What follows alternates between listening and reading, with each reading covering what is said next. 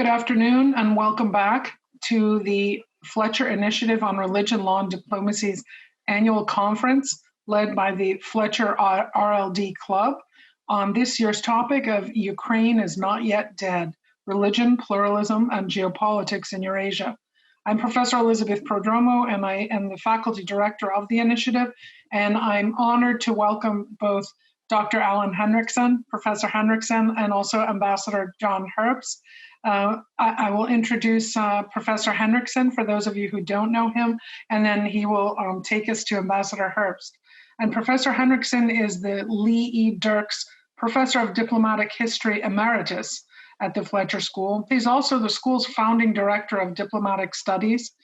He has taught diplomatic history, American diplomatic history, contemporary US-European relations, global political geography, the history, theory, and practice of diplomacy. And to put it quite simply, he is the singular wellspring for all things related to knowledge and practice of diplomacy at the Fletcher School. And I think he also taught Ambassador Herbst as well, so who is a Fletcher alumnus, which makes it even more wonderful to welcome such a distinguished foreign service leader and career diplomat from the United States and a Fletcher alum back to the school. So I'll turn it over to Professor Henrikson. Let all of you know to please populate the Q&A with questions, and we will leave plenty of time for discussion with our keynote speaker. Professor Henrikson. Thank you very much, Elizabeth. Hello, John. It's good to see you again. It's a great pleasure. About a week ago, I had a phone conversation with John Herbst, and I asked him, I said, is there anything in particular you would like me to mention in introducing you? And he said, just say that I'm the director of the Eurasia Center at the Atlantic Council and was in the Foreign Service for 30 odd years. John, if you don't mind, I'd like to fill that in just a little bit, that 30-year period. You joined the Foreign Service, if I'm not mistaken, in 1979. You served in the embassies in Tel Aviv. And I might mention sort of in passing that a bit later, you were Consul General in Jerusalem, which is really a singular position in the diplomatic service. And of course, Jerusalem is very much in the news these days. You served in Moscow. I understand that you speak Russian. I've not heard you do so, but I trust that that's the case. And also in Riyadh, you've had lots of Middle East experience. You were the director of the Office of Independent States and Commonwealth Affairs. Of course, that's in the period after the collapse of the Soviet Union. And you were appointed in the year 2000 as U.S. ambassador to Uzbekistan, dealing with, among other things, what was happening in Afghanistan at that time. In 2003, you were appointed ambassador to Ukraine during the Orange Revolution. And as I've noted, you were very much involved in promoting an independent media in Ukraine at that time, which is something that hasn't really been touched upon very much, in the course of our conference so far. And then in 2006, Secretary Condoleezza Rice appointed you, Ambassador Herbst, as coordinator for the Office of Reconstruction and Stabilization. I remember you were speaking about that at the Fletcher School. This was an extraordinarily, let me call it entrepreneurial effort within the US government. Drawing resources, building connections with other agencies of government. It was almost a whole of government approach. It involved setting up a civilian response corps. So you are someone who's been not just a traditional diplomat dealing at the state-to-state level, but you've engaged civil society. And I'm very much looking forward to hearing from you, as I'm sure from all of us. The screen is yours. Yeah, thank you. Thank you, Professor Henrikson. Thank you, Elizabeth, for the invitation to be here. And I'm delighted to have this opportunity to speak. It's a truism that politics is downstream from culture. This means that culture provides the framework in which political activity takes place and political systems develop. A political idea activity out of sync with culture is not destined to succeed. Another truism is that religion is at the very heart of culture. This may require more explanation in the deeply secular West, where elites are increasingly non-believers in traditional faiths. But for the vast majority of societies throughout most periods of known history, religion was the defining core of culture. That was a key observation of Arnold Toynbee's monumental study of history. It also motivated the research into religion and religions of the great sociologist Max Weber. Why, you might ask, am I throwing truisms at you? It's simple. Religion is a very important topic in Ukraine, and it is closely tied with the country's politics and geopolitics, which is what I will discuss today. Indeed, it is one of the defining issues in the difficult relationship between Ukraine and its imposing neighbor to the north, otherwise known as Russia. So it is directly related to Ukraine's main geopolitical challenge. To get a handle on this, we first need to talk a little bit about Ukraine and Russian political history. The histories of these two countries are intertwined.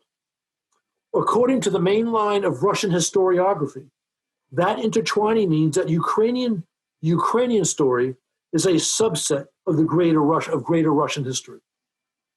Indeed, the main line of Russian history, as developed since the 18th century, first by Vasily Tatashev and then by Nikolai Karamzin, developed an interpretation that draws a direct line from Kievan Rus to the Boyarstvol or Duchy of Muscovy, after a brief stop in Vladimir, to the Russian Empire. This imperial interpretation has since been extended to the Soviet Union and then post-Soviet Russia. A great line of Russian historians followed Karamzin: Sergei Solovyov, Vasily Kluchevsky, Sergei Platonov, and Georgy Vernadsky, who taught at Yale.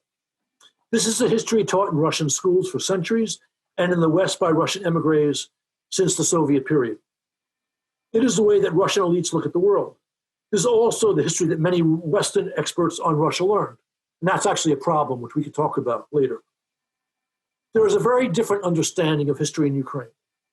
Put simply, it sees a line from Kievan Rus to the Kingdom of Galicia and Volhynia, also known as the Ruthenian Kingdom, to the Cossack Hetmanate of the 17th century, to the briefly independent Ukraine, which existed between the fall of the Russian Empire and the consolidation of Soviet power, and then to modern Ukraine.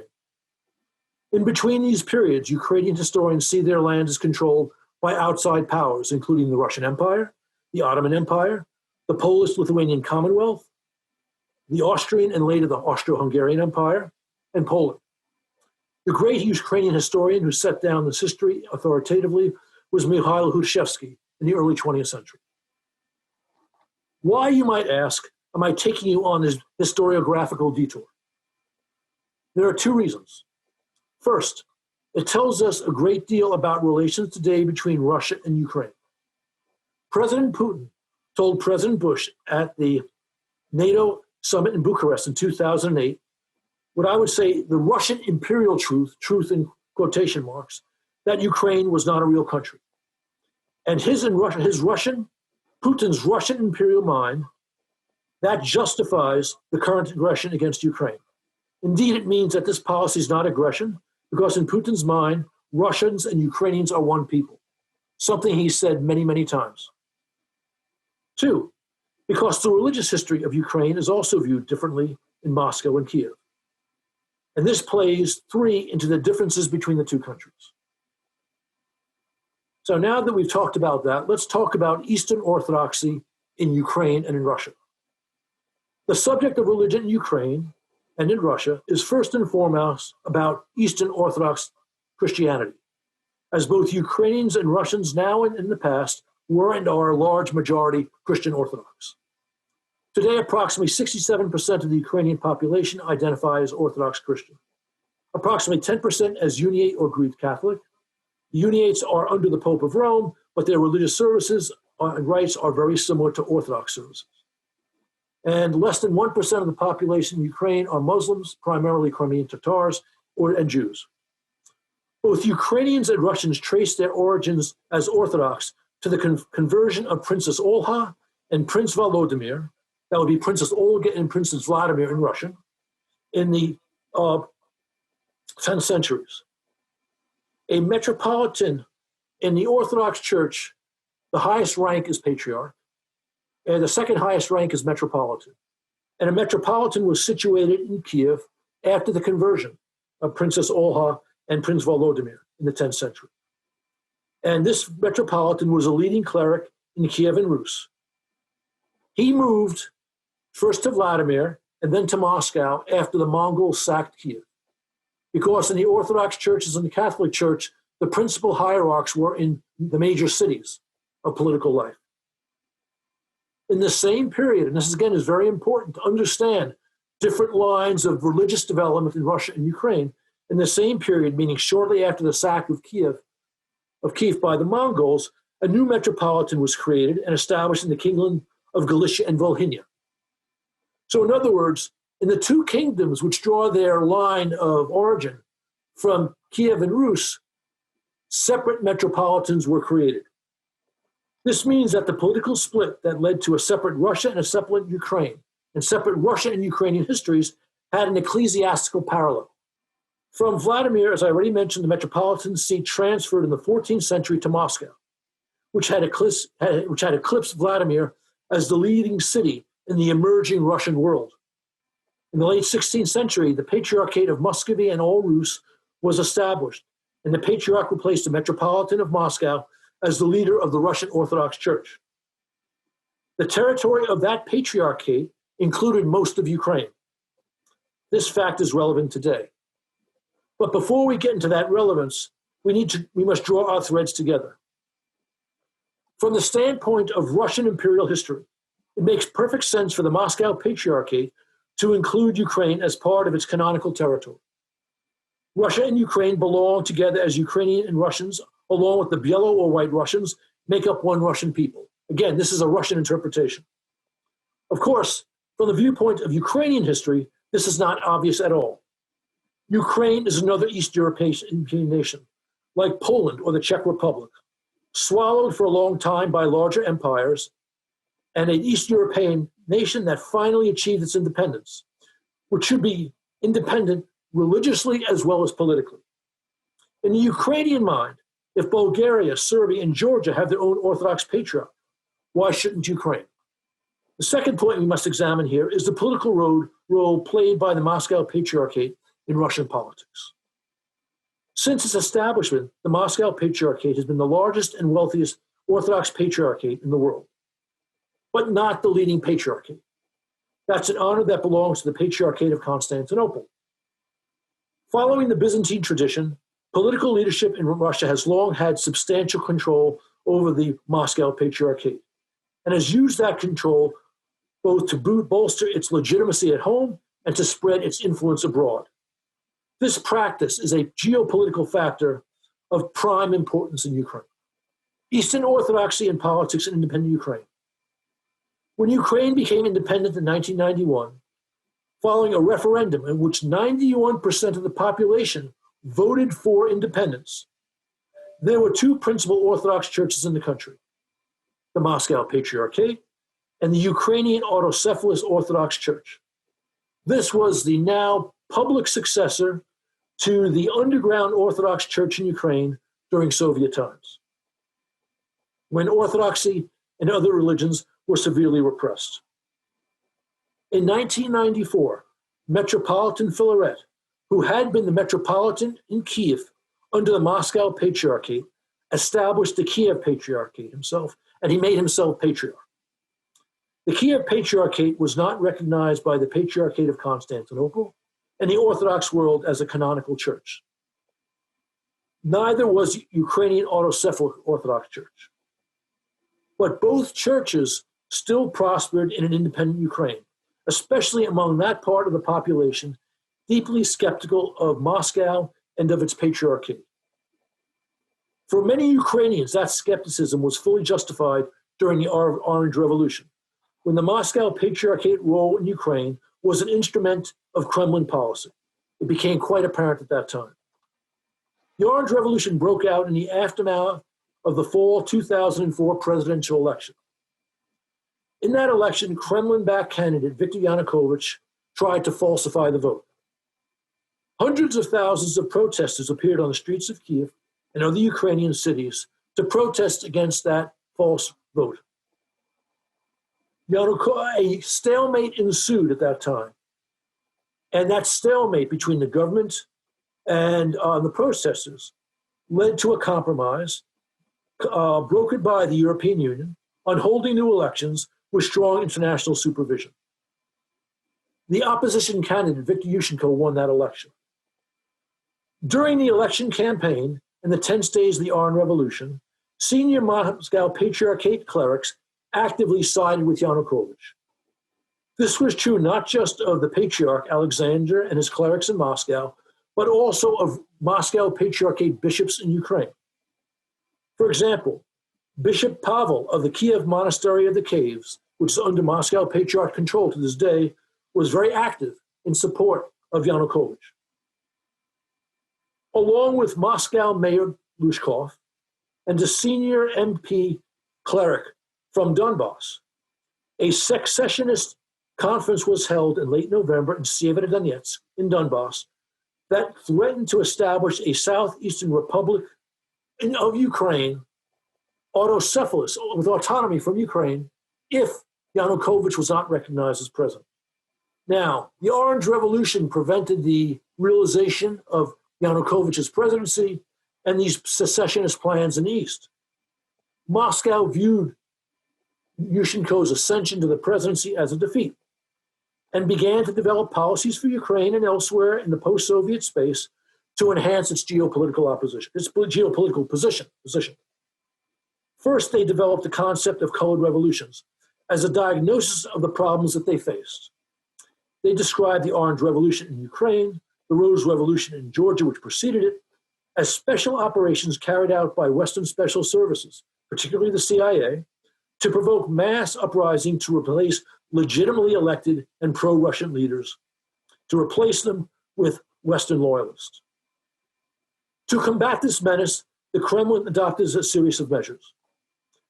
To prevent a colored revolution in Russia, they created Nashi, a mass youth organization loyal to President Putin and his regime. This was meant to stop street demonstrations against unfair elections, something not uncommon in Putin's Russia. Then they developed the concept of the Ruski Mir, or the Russian world. The Russian world bundles Russian orthodoxy, the Russian language, and Russian culture to make the argument that Russia has produced a unique civilization. The design is to reduce the attractiveness of Western life and values, and to make ethnic Russians and Russian speakers outside of Russia into supporters of the Kremlin regime. The idea is that these communities could give Moscow leverage to use against neighboring governments, and in particular against the government in Kyiv. This concept enhances even more the role of the Moscow Patriarchate in Kremlin domestic and foreign policy. It gives the MP a soft power role within the spectrum of operations in Kremlin hybrid war. Ukrainian politicians have long understood the uses to which MP churches in Ukraine could be put. And those who have wanted to limit Kremlin influence in the country have seen the utility of increasing the prominence of the Kiev Patriarchate and the Ukrainian Autocephalous Orthodox Church, known as the UAOC. They understood that the fastest way to increase the influence of the Ukrainian churches was to address the issue of legitimacy in the Orthodox world. As mentioned earlier, at independence, Ukraine lay within the canonical authority of the Moscow Patriarchate. So this leads us to the next part of my paper, the quest to establish legitimacy of the Ukrainian churches. President Yushchenko and the patriarch of the KP, the Kiev Patriarchate, Patriarch Filaret, took up this task in 2005 by reaching out to the Patriarch of Constantinople, also known as the Ecumenical Patriarch, and seeking recognition there of the Kiev Patriarchate.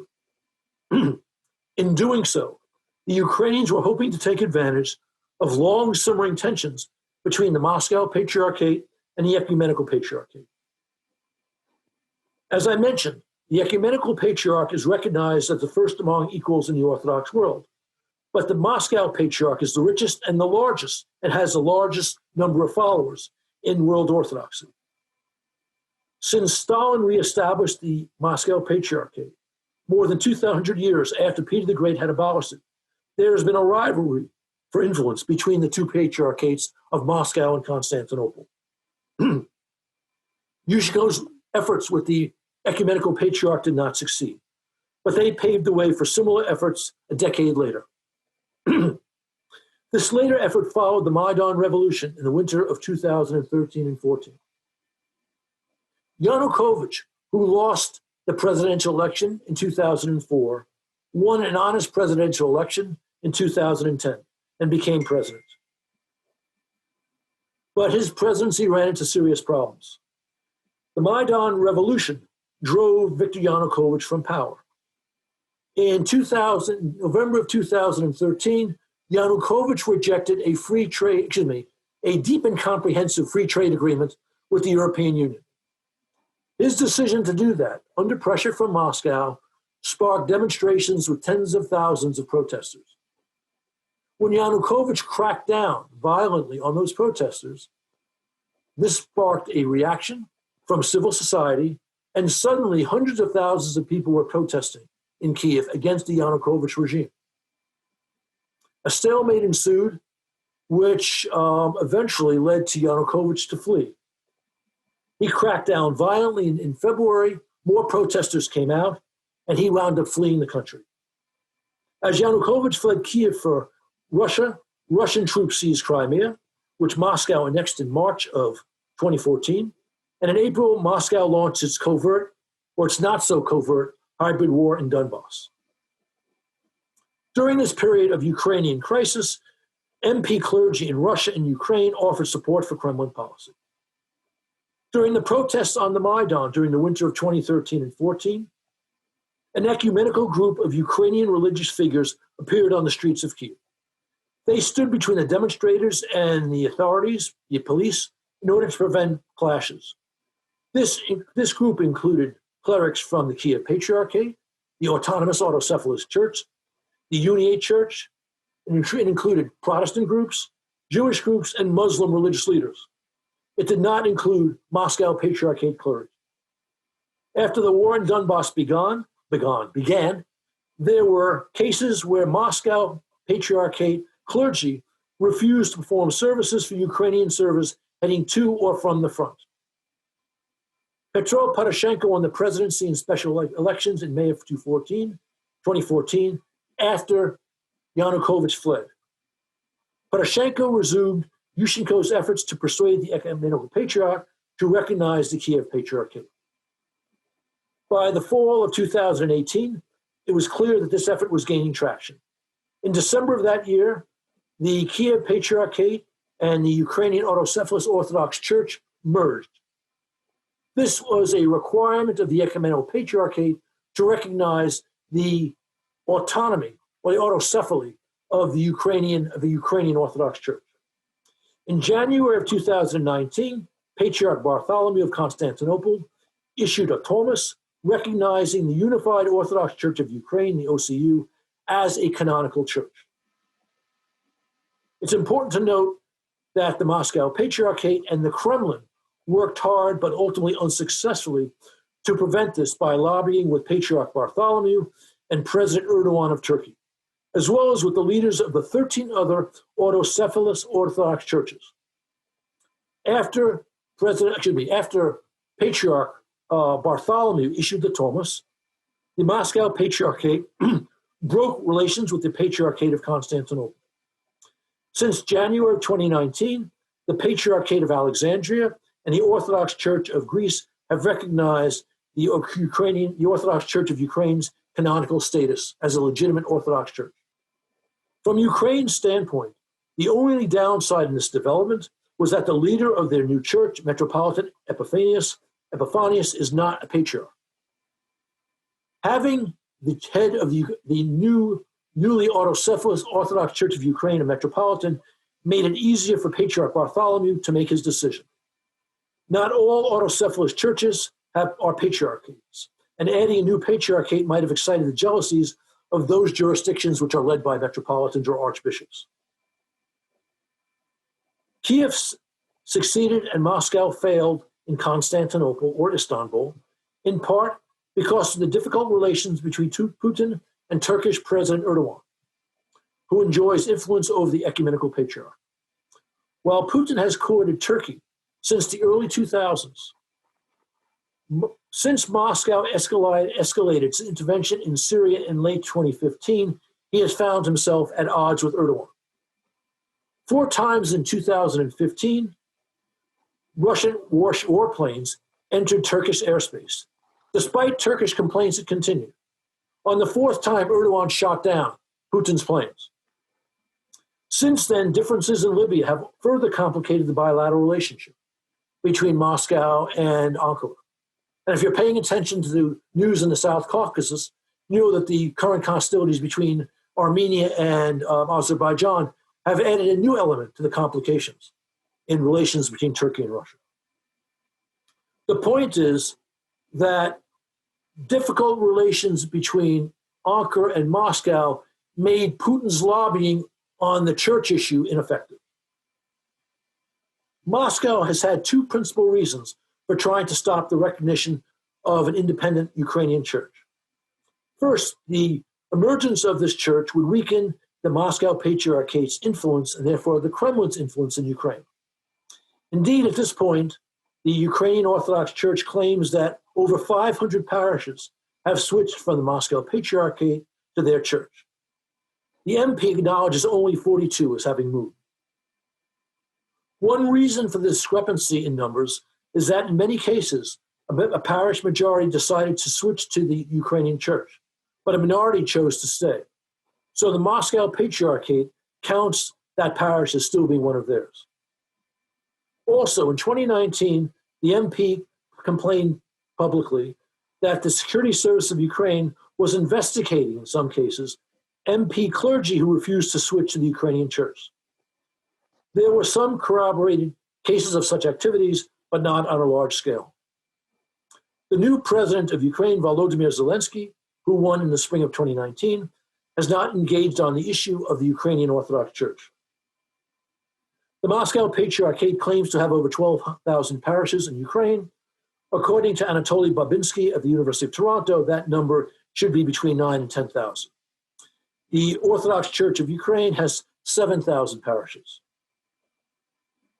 The second reason for Moscow's opposition to an independent Ukrainian church is that it is a major blow to the Russian world concept.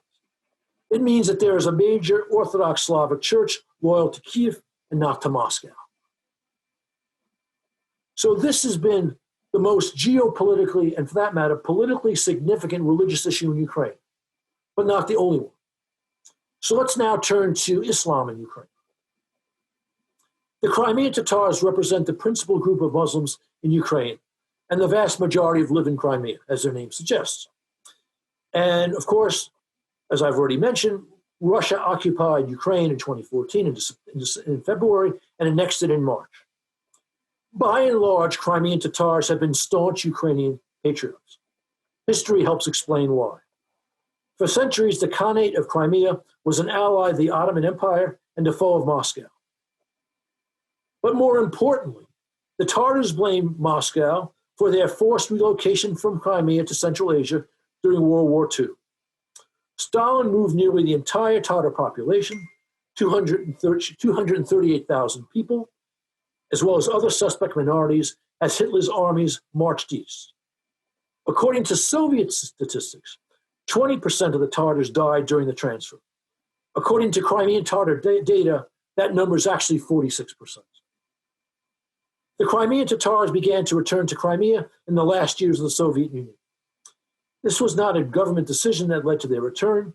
It was the weakening of Soviet controls that allowed them to move on their own initiative. Their return to the Crimea has raised some difficult questions about accommodations for their past losses of property. But Crimean Tatars see their future in Ukraine and associate Moscow the most difficult periods of their history. Moscow's problems with the Tatars is further complicated by the fact that their leader, Mustafa Jamilov, was a Soviet dissident advocating for Tatar rights, and he spent many years in the Soviet Gulag.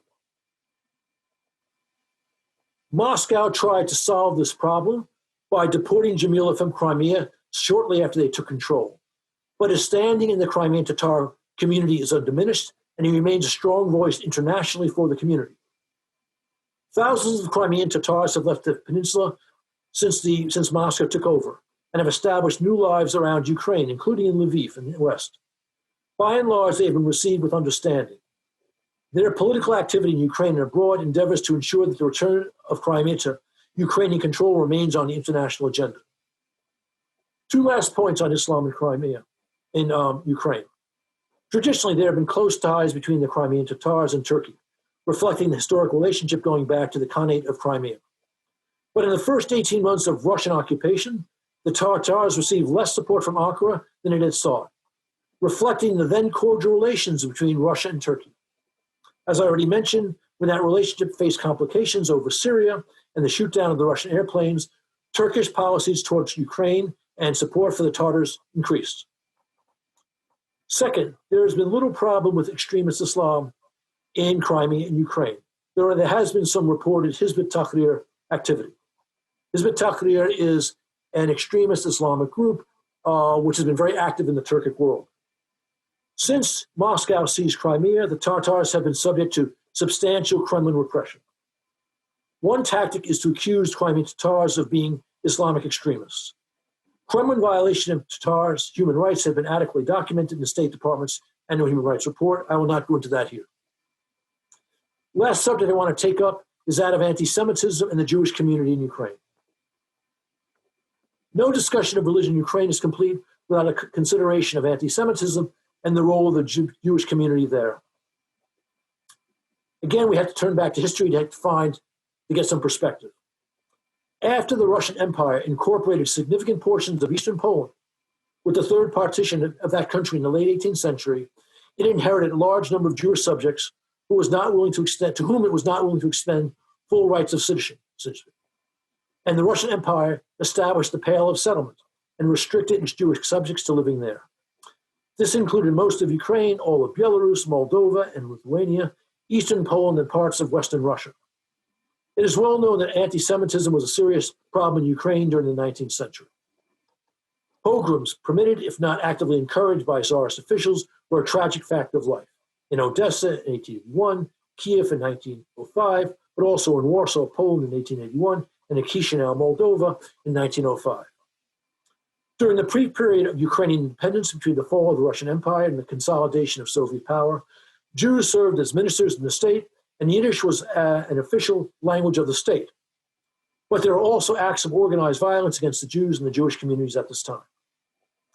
Of course, in the Soviet Union, all religions, including Judaism, faced substantial repression. But in later years of Soviet rule, patriotic Ukrainian dissidents made common cause with Jewish refuseniks and political prisoners to organize unofficial commemorations of the Holocaust, which of course were broken up by Soviet authorities. With the fall of the Soviet Union, religious freedom was established in Ukraine. Whatever failures have characterized Ukrainian national governments, especially related to corruption, media freedom, democratic elections, their policies have always demonstrated a broad tolerance for the different religious faiths in the country. Given the history, this was no mean achievement. That is not to say that there were no issues of concern for Ukraine's Jewish community. Anti-Semitism exists in Ukraine, as it does elsewhere, and there were and are issues relating to property confiscated from the Jewish community during the Soviet period, and efforts by the community to get it back. The question of confiscated Jewish cemeteries used for other purposes has been particularly sharp. All of this was and is important, but it has essentially been a local issue, which in fact has made it harder to address. I dealt with this problem when I was ambassador in Ukraine. It should be said that whatever their faults, no Ukrainian government has instituted anti-Semitic policies in 3 decades of the existence of the state, and all have been responsive to Jewish leaders' concerns to a certain degree. With the Maidan revolution, a new geopolitical element was added to the discussion of anti-Semitism in Ukraine. As part of its effort to discredit the Maidan and then the newly elected President Poroshenko, the Kremlin began a massive disinformation campaign to the effect that the new Ukrainian government was made up of extreme nationalists or fascists and anti-Semites, and that such fascists and anti-Semites served as shock troops on the Maidan against then President Yanukovych, and there were critical elements supporting President Poroshenko. This campaign also spoke about outbreaks of violent anti-Semitic incidents and great fear in Ukraine's Jewish community. Russian special operations also tried to manufacture such incidents. Putin himself said in early March of 2014, that Yanukovych was ousted by, quote, nationalists, neo-Nazis, Russophobes, and anti-Semites. In response, Ukraine's Association of Jewish Organizations and Communities, known as the VAD, V-A-A-D, sent an open letter saying that President Putin's claims on anti-Semitism in Ukraine, quote unquote, did not match reality. It is worth repeating here that Jewish leaders were on the Maidan with their Christian and Muslim colleagues to prevent violence. It also been noted that a significant number of Ukrainian Jews who had spent time in Israel and received military training in the Israeli Defense Forces took part in the Maidan and actively passed along their skills to Ukrainians in the Maidan and after in the war against the Kremlin's hybrid war in Donbass. It is true that some nationalist groups with anti-Semitic elements like Svoboda are politically active, but they remain without major support, receiving at most 1 or 2% in various elections, and therefore are not represented in the Rada, Ukraine's parliament. In addition, regular polls show that anti-Semitism is less of a problem in Ukraine than in other countries in Europe, Eastern Europe, and even in Western Europe. For example, a 2019 Pew poll showed that in Ukrainian perceptions of Jews was more favorable than Russian perceptions, than perceptions in Poland, Spain, Italy, and Greece, although not as favorable as perceptions in France, Sweden, Germany, and the UK. There is also the significant fact that the Ukrainians overwhelmingly elected Volodymyr Zelensky, who was Jewish, as president in 2019. Zelensky became president while Volodymyr Groysman, also Jewish, was still prime minister. So for a period of several months last year, Ukraine joined Israel as the only countries in the world with both Jewish presidents and prime ministers. Under President Poroshenko, the post-Maidan period did give new prominence to a difficult question.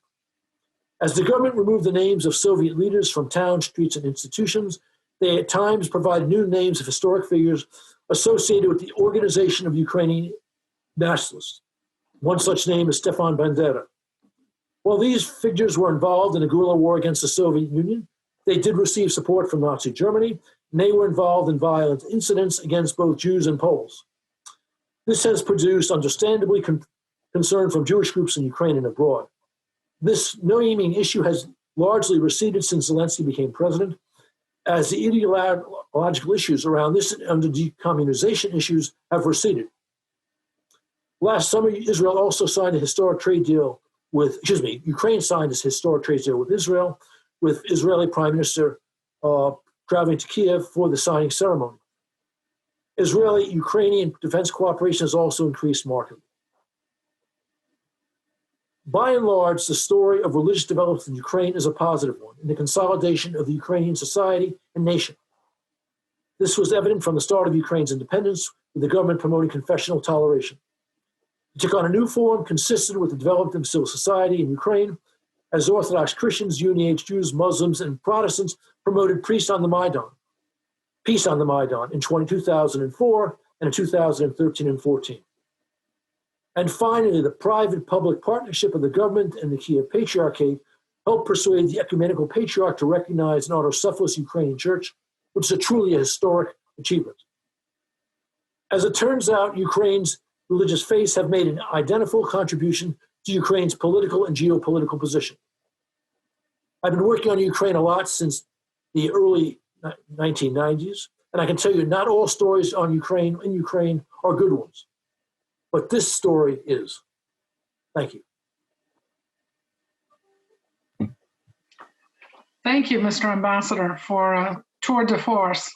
And in fact, your lecture reinforces one of the goals of the Initiative on Religion, Law, and Diplomacy, which is to promote religious literacy amongst leaders, future leaders in the world. Actually, I'd just like to add one thing. When you asked me to do this, I had in mind the theme for this paper, and it's reflected in the title, right? Religion, Geopolitics, and Politics in Ukraine. But that last point, which I wrote last night, really struck me as I went through this paper, that in fact, these developments are an important part of the emerging Ukrainian identity, a very important part. Anyway. Absolutely, absolutely. And I think I'd love to segue just to a first question, and then we have Professor Henrikson, who I think is also waiting with a question, then we have the Q&A as well. But you made it very clear, I think, that the concept of religious diplomacy is indeed more than a concept, and that particularly for Russia, we see the use of religion as a soft power tool, Yes. and also as part of hybrid warfare. At the same time, and this gets to one of our the people in the queue on the Q&A. It's clear that other states have been involved in the religious diplomacy that's been relevant for Ukraine. And I wondered if you could say a little bit more about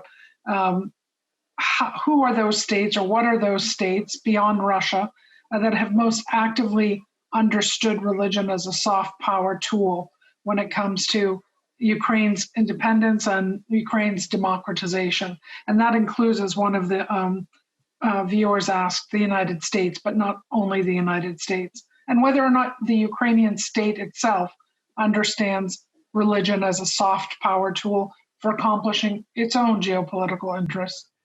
Well, there's no question that Presidents Yushchenko and Poroshenko played an important role in the establishment, the recognition by the ecumenical patriarch of an autocephalous Ukrainian church. So clearly they were playing a political role. And if you go back to the establishment of the Moscow Patriarchate in the 16th century, you'll find that the Tsar played a very important role. So this is not uncommon. Now, the question of other outside actors, you mentioned the United States, you could talk about Canada. I won't speak for Canada, I will speak for the US. I can tell you, when I was ambassador in Ukraine, when Yushchenko began this policy of reaching out on the Orthodox to establish an independent, recognized by a World Orthodox, independent Orthodox Church, I played zero role in this, zero role. I understood what he was doing. I thought it was a good idea. But as the U.S. ambassador, I played no role. Religion is an important part of American diplomacy, but it's essentially American diplomacy promoting American values, which is freedom of religion and pluralism. And so that is not a framework for an American ambassador to be helping Ukraine get recognition by world orthodoxy of their Orthodox Church. And of course, you listen to Moscow News, they'll tell you this is all part of a CIA play. It's just nonsense. And in fact, I would have been contradicting American policy by doing that. So, yeah, go ahead. I appreciate your distinction between religion writ large and religious freedom and human rights and freedom of conscience. That's an important distinction that's oftentimes overlooked in terms of foreign policy tools. So as you know, when I was sitting in Kyiv as ambassador, I raised issues, for example, relating to the Jewish property rights, which I mentioned in my speech. And occasionally I got involved in situations where one church tried to steal the property of another. Now it's usually the MP churches trying to steal property of other Orthodox churches. But at that time, the MP church had kind of support from the Ukrainian government. This was pre-Yushchenko. But not on this issue at all.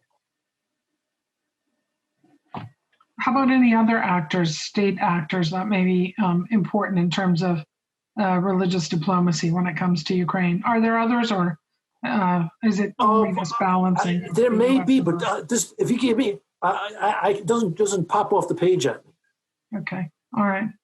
I think I'll turn it over to Professor Henrikson. Thank you very much, Elizabeth.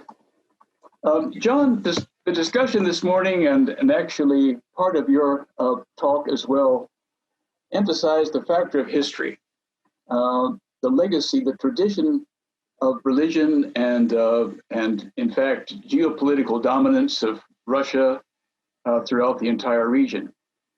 What is notable, I think, about that part of the world is how few well-articulated visions of future organization there are. When Gorbachev was leading Russia, the Soviet Union, you know, he was behind. He proposed this Union Treaty, which was meant to be a kind of a substitute for the Union of Soviet Socialist States. I would imagine that he was probably secular in his view. I mean, he certainly didn't have the relationship with the Moscow Patriarchate that Putin developed later. But it didn't fly. When Clinton was president, he worked with President Yeltsin to try to broaden the idea of a Euro-Atlantic community for Ukraine and the Baltic states and possibly some others to come into NATO, that maybe even Russia itself could join. And my question is, in relation to the religious factor we've been discussing in this conference, is the factor of religion not only in Ukraine itself and in that part of the world, that part of Eurasia, but more broadly, because you've headed the Office of Newly Independent and Commonwealth States. Is religion a factor that might possibly explain the failure of Russia to lead, I mean, beyond the Ruski Mir itself, anything like a true community? You know, whether economic or strategic. And you can see that now working a little bit with regard to, say, the Nagorno-Karabakh conflict with the strategic treaty organization. So in a way, this broadens the subject of religion and geopolitics to include in a wider area, from your experience. I would say your question is almost metaphysical in breadth. And there are hints of Sam Huntington's great book on civilizations and international affairs from the mid-90s in your question. I'll answer in a similarly broad way. Religion, as we all understand, is an important political factor. And sometimes it can be a determining one. But we've seen in the history of the West how national interest in emerging monarchies, in the 15th and the 16th centuries, and even before that, plays pressure on the sense of a Western civilization with a single faith. And we see similar differences, political differences within the Orthodox world, driving countries in different directions, even when they share the same faith. And that's true now with Ukraine and Russia and Orthodoxy. And it's precisely because there are different state interests between Moscow and Kiev that political leaders in Kiev wanted to have an autocephalous Ukrainian church. So that partly answers your question, but only partly. You're also asking about a vision for what Eurasia will look like in order for Eurasia in the future. You're right that Clinton had one version, and that version of Europe from, actually from Vancouver to Vladivostok, not across the ocean, but across the Atlantic Ocean and across Eurasia. Yeah. So it was one variant of what I'd call the Western international liberal order. Not the only variant, but one variant of it. And that order, that concept of the order, that very ecumenical concept of the order, ultimately has failed because ultimately Moscow did not want to be part of that order. And now Moscow is very much a revisionist power, pushing hard against that order along with Beijing. How Eurasia will ultimately fall out is a wonderful question for a whole conference, for a whole book. My sense is that Moscow's current revisionist phase will end because they'll realize it's a failure. And they'll realize that in order to remain a great power, they need to have a great economy. And to have a great economy, they have to open up their socioeconomic life and change their foreign policy. And when they recognize that, they'll all recognize that their major geopolitical challenge is not a Ukraine that looks west, but a China that looks west, meaning into Central Asia and into the Russian Far East.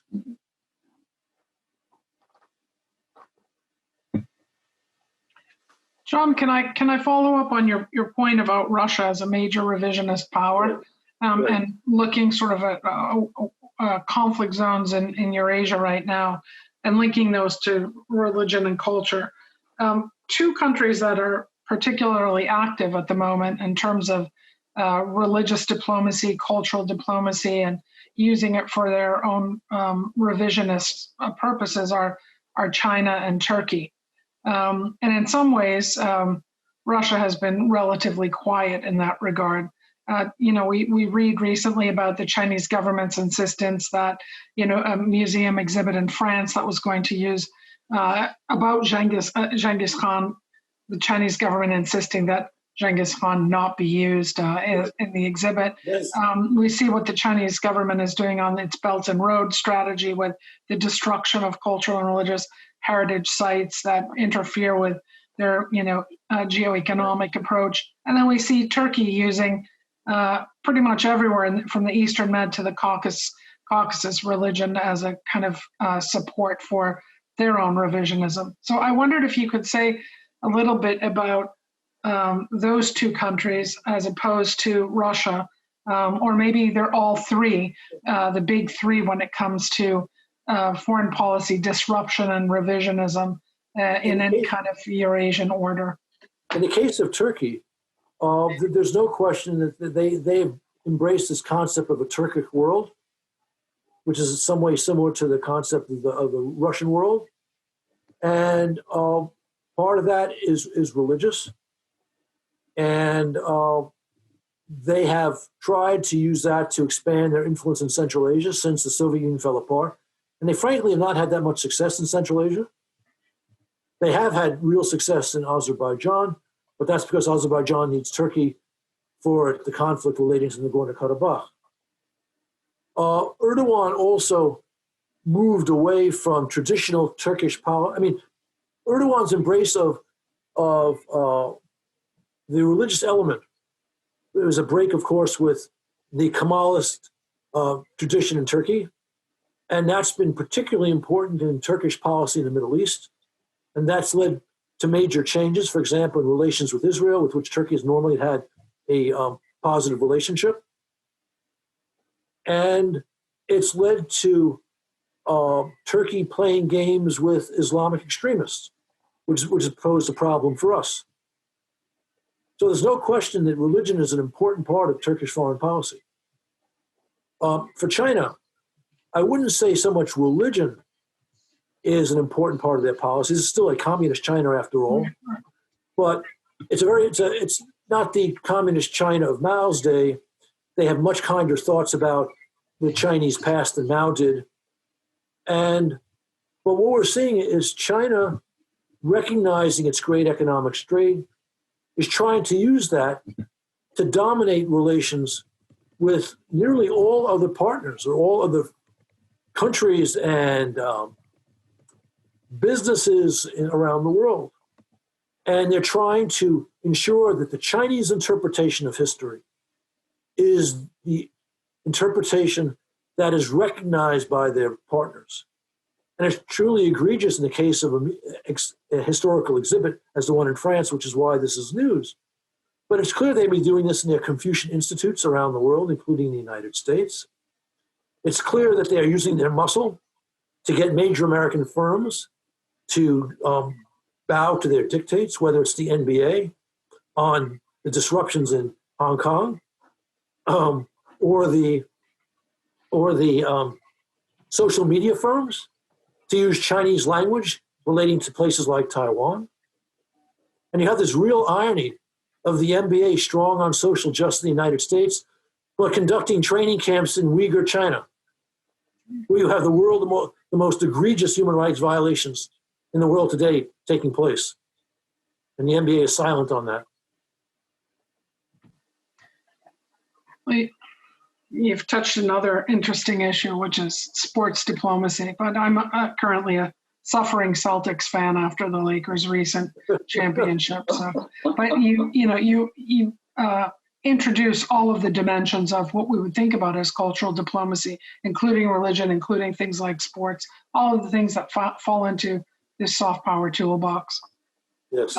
We have only a few minutes left, but I do want to offer time for a quick question from Professor Denisenko, who was on our first panel. So Professor Denisenko, why don't you, I think you should be able to ask the question now, and then we will unfortunately have to wrap up. The time has passed very quickly. Thank you, and thank you for your words, Ambassador Herbst. My question is concerning the creation of the Orthodox Church of Ukraine. This was a success for the autocephalous movement, which existed for 100 years in Ukraine. A lot of the history concerns the role of the church in state building. And I would just like to ask for your thoughts on the role that the OCU could play in this, not only post-Soviet, but in the time period of the Donbass post-Maidan crisis, concerning the role of the church in Ukrainian state building. What directions might it go, and what lessons can we learn from the most recent past? I don't think that there's no question. The emergence of this church is an important element in the consolidation, again, of an independent Ukraine. I was struck, but before the COVID period, I'd be in Ukraine 8 to 10 times a year. Since that's been true since the summer of 2014. And I remember talking with major political figures associated with the east of Ukraine, people who were held prominent positions in the Kuchma government, who were allies at various times with Yanukovych, who were members of the Moscow Patriarchate Church in Ukraine, who were moving to the new church now that it was there, now that it had been recognized. And were very excited about this and willing to put money into building new churches, new physical buildings for the OCU. So this is pulling people together across Ukraine, which of course is very important for the country. I'm not sure there's a larger role than that. And of course, Zelensky, who's very sensitive to differences in Ukraine, has kind of backed away from this issue, which I think is also a perfectly respectable position to take, to allow the changes that we've already seen to consolidate themselves. And then there can be some new push forward in the future. There's also, there's one more point. Smart MP hierarchs in Ukraine recognize their vulnerability. And this makes them less willing to take those strident positions that I saw those hierarchs taking, for example, when I was ambassador in Ukraine during the Orange Revolution. And that too is a good thing. All right. Well, alas, our time has come to an end. So, Ambassador Herbst, it was really an honor for us to have you with us. It's always great to welcome back a distinguished Fletcher alumnus. So, thank you for being with us, and thank you to Professor Henrikson for being with us as well today. And we will take a 15-minute break, and then I invite everyone back for the third panel, which is a natural segue from this discussion, the third panel on the geopolitics of Eurasia. So we'll see everyone at 2:45. And again, many, many thanks to Ambassador Herbst and to Professor Henrikson. Thank you, Alan. Thank you. Bye-bye.